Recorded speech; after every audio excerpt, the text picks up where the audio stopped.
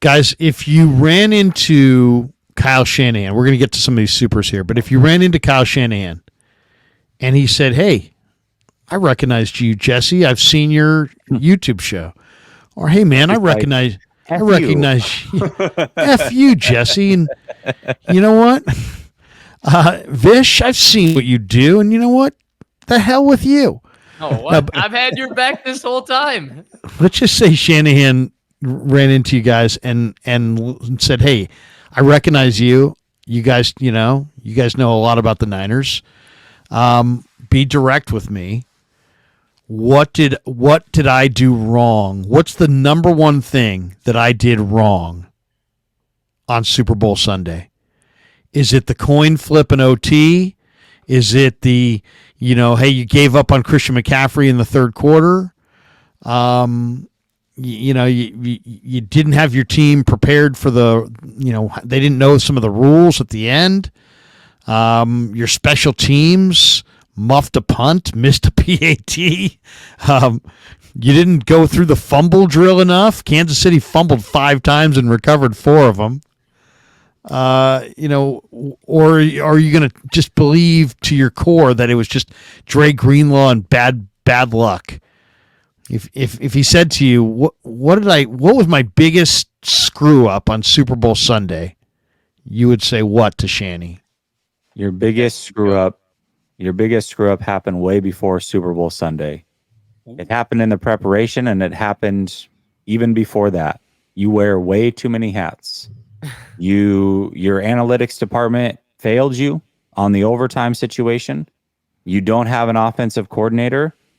And because of all of that, I think you have a lack of preparedness. When you look at the overtime rules and the right call, you made the wrong call there. You, for whatever reason, your quarterback said that he wasn't ready for as much man defense as Kansas City played, yet Kansas City they were top 10 in man defense, and they were number 2 in DVOA. So how your quarterback's not ready for man defense boggles my mind. Somehow, every time you get in a big game, you abandon the run for some sort of stretch. This time, it was in the third quarter where you started the third quarter with 9 out of 10 passing plays. And your game plan was built around Deebo Samuel, who probably should have been the third or fourth option with McDuffie out there.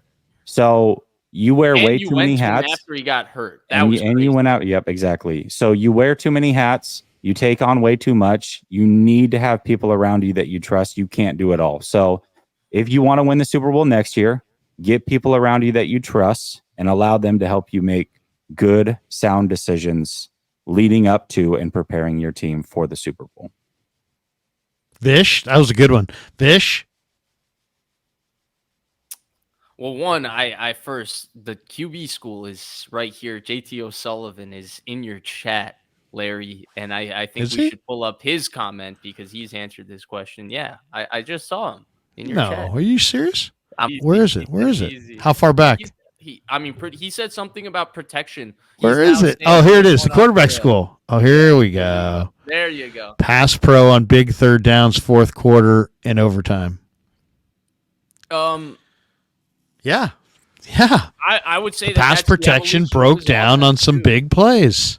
Some big plays in this game. The pass protection broke down. Hey, JTO, I would agree with that. Still in here.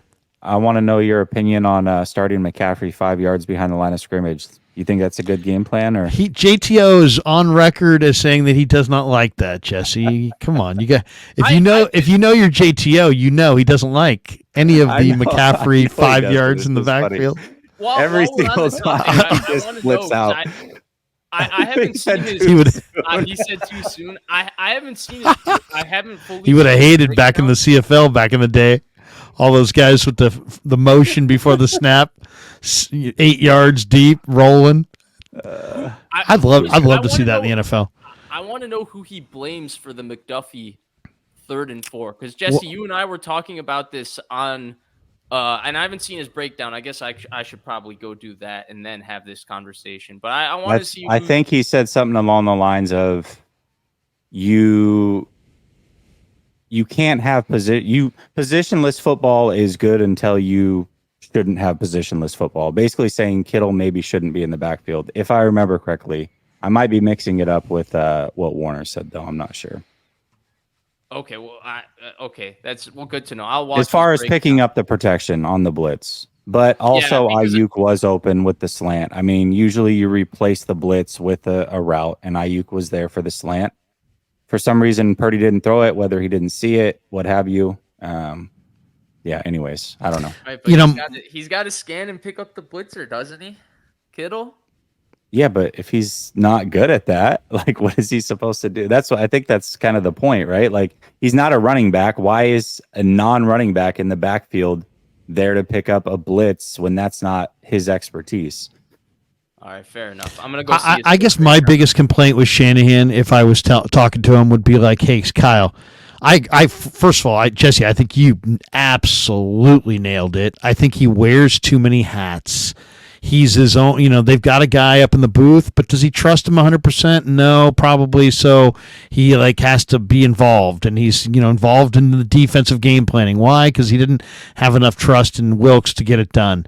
And you have to trust in your assistants. And if you don't have guys that you can trust in, that's why you go get the best assistants you possibly can. And then you get out of the way and let them do their job.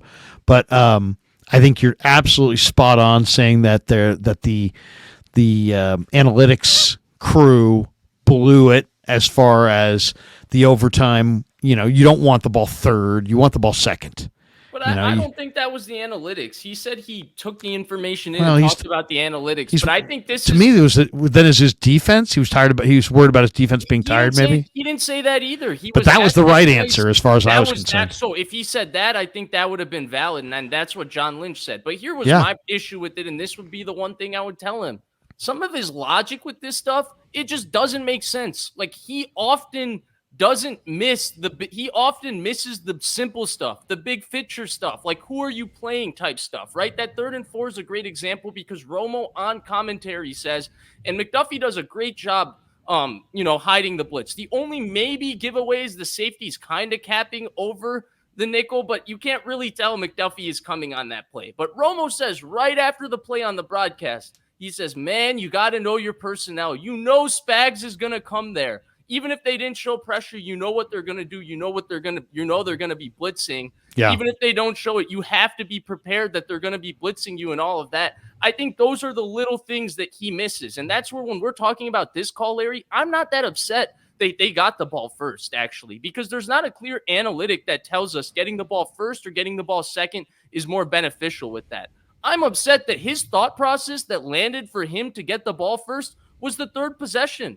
The 3rd possession was like the last thing you needed to worry about at that point. The game could have ended 7 different ways before you even get to that 3rd possession. Right. And where he contradicts himself further, and this is where it just doesn't make sense to me, and this is where his thought process, it needs to make sense to me. His thought process is, the 3rd possession matters because we're going to score a touchdown and they're going to score a touchdown, which means that we need the ball back 3rd because both teams are going to score a touchdown. Well, if you're so confident that both teams are going to score a touchdown that you're going to decide when you get the ball based on both teams scoring a touchdown, then why were you happy to take the field goal?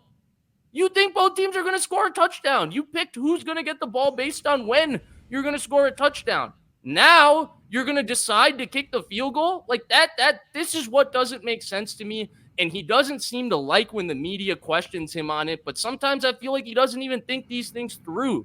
Like, with his answer for this, Larry, he says, I take in all the information and then I make a decision based on his feel. You guys know how I do this? Dude, we really don't know. There's no science to his process. There's a reason when the analytics community creates these graphs for aggressive decision-making, conservative decision-making, right? You have Dan Campbell all the way on the aggressive side. You have McVay all the way on the conservative side. Do you know where Shanahan lands in these graphs?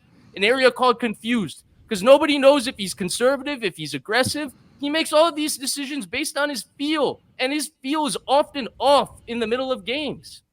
Yeah, well, I really, I'm the one who asked him several weeks ago, hey, would you ever consider deferring and taking the ball, or not deferring and taking the ball right away and putting your offense on the field? And he's like, no.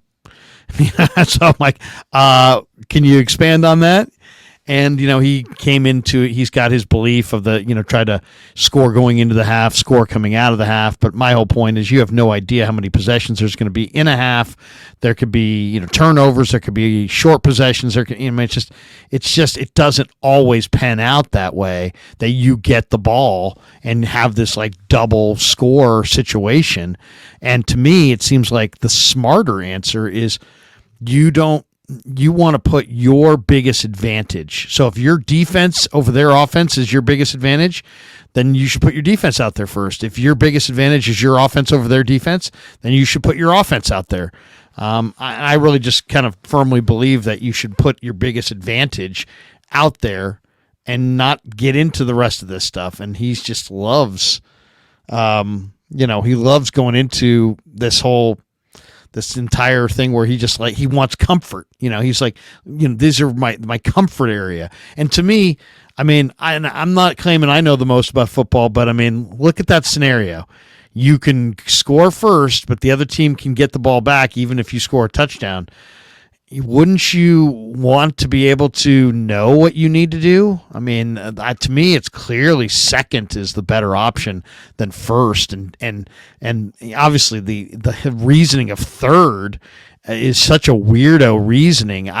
If you wanted to argue, hey man, my defense gassed and I just know it, so I went with that. That to me is explainable and reasonable. He never but just said that though. He didn't say that because that's not his reasoning. His reasoning is, he wants to be able to go win the game on the third possession. But as you correctly pointed out, there's 19 different ways it could end before that. So you're playing. Why play for the? It's like a manager in Major League Baseball playing for the 15th inning in the 8th. What? No, don't play for the 8th and the 8th. Play for the 9th and the 9th. But I don't know. Shanahan's also. Math. What's that? It's simple math. Everybody. I know a lot of people are like, well, there's just not a lot of analytics on it. Okay, here's the analytics. Do you want Patrick Mahomes to have 4 downs to get a first down every time that he touches the ball and have your defense in that situation ran by a defensive coordinator that, by the way, you clearly didn't trust because he just got fired? Or would you rather your quarterback to have 4 downs to get it done and put their defense in a bind? It's very simple. You get 4 downs to operate or they get 4 downs to operate. That's the decision. It's very easy to make. But I don't think he considered it that way. I don't think he even thinks which is the problem. Going for 2, and that's where it comes back to he misses the forest and sees the tree sometimes. He gets caught up in these little details. Let me ask you guys this, because I feel like we're so focused on the end of this football game, and rightfully so. A lot went wrong for the Niners then.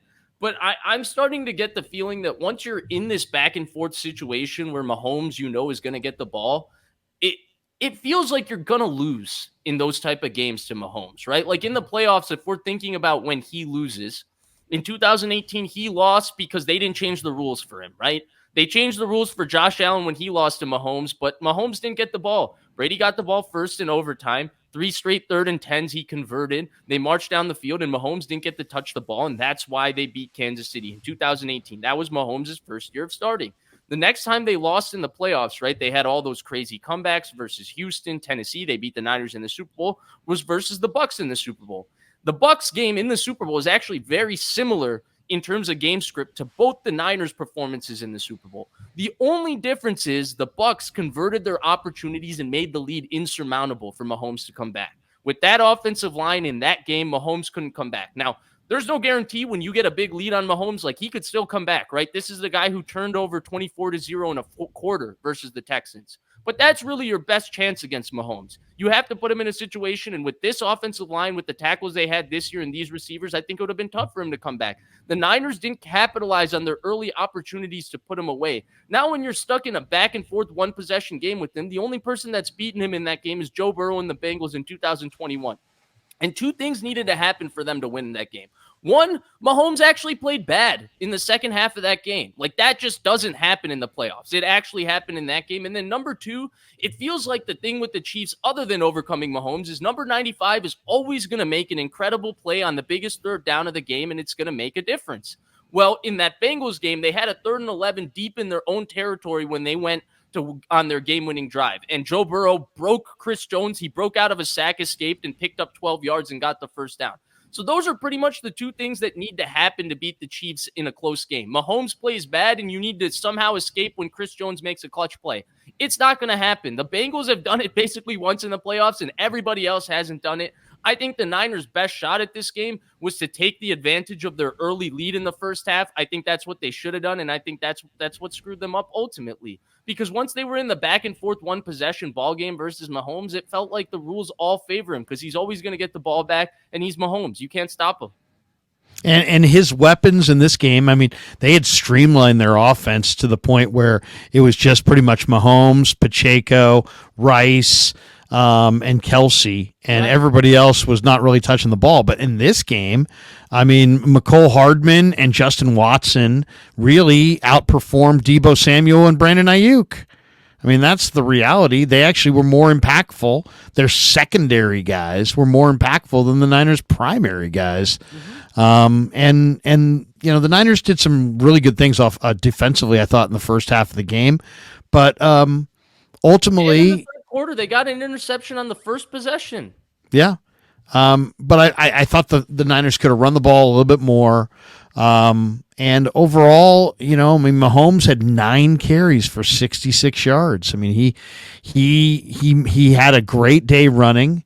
He averaged, you know, over 7 yards a carry, and he kept their offense cooking, you know, and they were just good enough to beat the 49ers. And really, it was, if you said, what's the real reason? I mean, to me, my biggest complaint to Shanahan would be not using Mitchell and Mason enough in the season, and not using Graham and Winters enough in the season that Greenlaw and McCaffrey, your two special difference makers, both got to the playoffs at less than 100%. In this game, you know, you had no Greenlaw, and McCaffrey, you know, was beat up pretty, you know, a lot more beat up than he could have been if you had utilized some of the talent that you had on your roster and just chose not to use. So that would be my first frustration with Shanahan. I don't like the fact that, you know, I would have leaned on Christian heavy in this game, and he didn't. He went away from him in that third quarter. I don't understand that. But the other one is, guys, we never want to talk about it, but it was special teams. I mean, Chiefs always have good special teams. They have, going back to Frank Gans, I mean, years and years ago. And the Niners had a muffed punt. The Niners missed a PAT. You know, I mean, Kansas City fumbled 5 times, but they recovered 4. Then Greenlaw gets hurt running onto the field. I mean, there were some other issues in this game that really burned the Niners. But my complaint to Shanahan would be his usage of his running backs and his backers in the regular season. You didn't have to throw Greenlaw out there every single game like that. You could have protected him from himself, but no, he's just a collision. He's like a, you know, guy has some of the most violent collisions in the game. He would have been a total difference maker. He already was a difference maker in the beginning of that Super Bowl. My God, he was incredible early on, but they lost him. You know, and they lost him because they didn't play any of their young guys or Burks or Flanagan Fowles at any point. They just kept gutting it out with hurt Greenlaw, who's just a bad A. So he's always like, yeah, I'm ready to go. I'm ready to go. I'm ready to go. It's like somebody needed to say, hey, Dre, you know, take a month off. So, I mean, I thought that was a huge mistake, not having a healthy Greenlaw, and McCaffrey could have been even better if he had been fresher. So I didn't like that, and I didn't like getting away from Christian in the third. That to me, and you're right, Shanahan does this all the time. He's got multiple examples of doing this.